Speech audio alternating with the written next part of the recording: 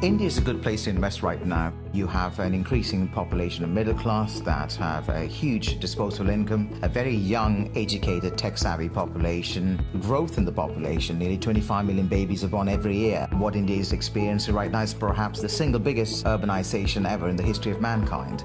10 million people every year are moving from countryside into cities that hardly have the infrastructure to cater to this influx. Therefore, there's a huge requirement in terms of spending, roads, bridges, hotels. The country needs 22 million new homes.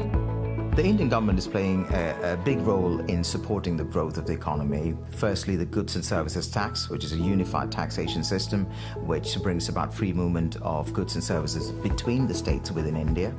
Secondly, demonetization. A couple of years ago, the government decided to demonetize 86% of the currency in circulation.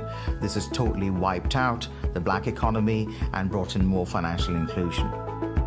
Over the last 10 years, we have developed a proprietary method to incubate projects in India.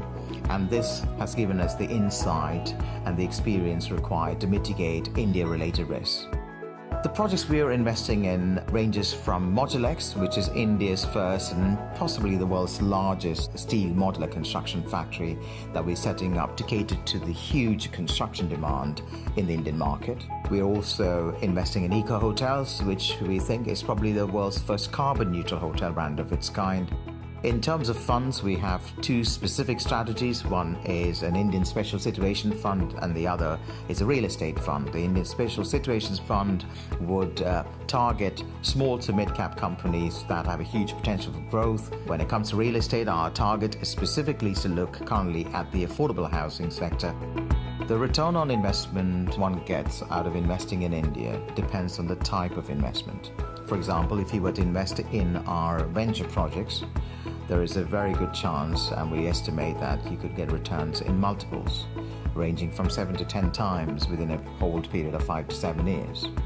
If, however, you're investing in a regulated fund, then we estimate the returns to be in excess of 15% per annum. No investment portfolio is balanced in our view if it doesn't hold at least up to 10% in a market such as India. So it's very important to appreciate that investing in India can no longer be a fringe investment or an afterthought. It has to be part of the mainstream asset classes that one looks at.